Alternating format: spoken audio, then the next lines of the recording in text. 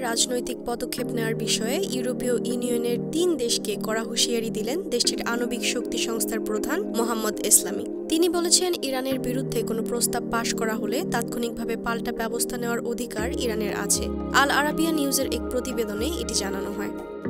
এদিকে আন্তর্জাতিক আণবিক সংস্থার প্রধান রাফায়েল গ্রোসি পরমাণু ইস্যু সমাধানের জন্য ইরান সফরে আসেন। এ সময় কিছু মিডিয়া কূটনীতিকদের উদ্ধৃত করে বলেছে, জার্মানি, ফ্রান্স এবং ইংল্যান্ড আণবিক শক্তি সংস্থার বোর্ড অব গভর্নরসের ত্রৈমাসিক বৈঠকে ইরানের বিরুদ্ধে একটি প্রস্তাব পাশের চেষ্টা করছে।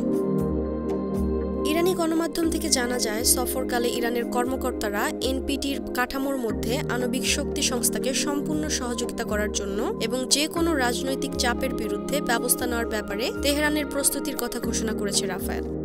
আন্তর্জাতিক আণবিক সংস্থার মহাপরিচালক রাফায়েল গ্রোসির সঙ্গে এক বৈঠকে ইরানের প্রেসিডেন্ট মাসুদ পেজেশকিয়ান বলেছেন, ইরান পারমাণবিক প্রযুক্তিতে যা চাইছে তা আন্তর্জাতিক আণবিক শক্তি সংস্থার আইনি কাঠামো এবং নিয়মকানুন অনুসারেই করছে।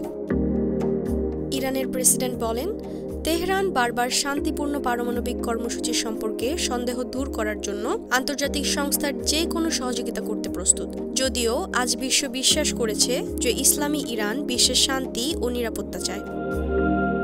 পেজেশকিয়ান পরমাণু সমঝোতা চুক্তির প্রতি মার্কিন যুক্তরাষ্ট্র ও ইউরোপীয় দেশগুলোর প্রতিশ্রুতি ভঙ্গের দিকেও ইঙ্গিত করেছেন। তিনি বলেছেন, আন্তর্জাতিক পারমাণবিক শক্তি সংস্থার একাধিক প্রতিবেদন নিশ্চিত করেছে যে এই চুক্তিতে ইরান সমস্ত প্রতিশ্রুতি বা বাধ্যবাধকতা পূরণ করেছে। কিন্তু মার্কিন যুক্তরাষ্ট্র ছিল যে একতরফাভাবে পরমাণু সমঝোতা চুক্তি থেকে নিজেকে প্রত্যাহার করে এটি থেকে বেরিয়ে গেছে।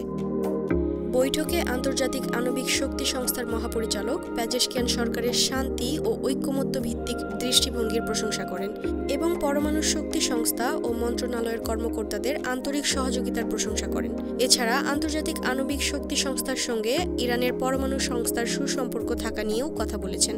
তিনি বলেছেন, পেজেশকিয়ান সরকারের নেতৃত্বে IAEA ও তেহরানের মধ্যে একটি ভালো ইতিবাচক সম্পর্কের নতুন অধ্যায় সূচিত হবে।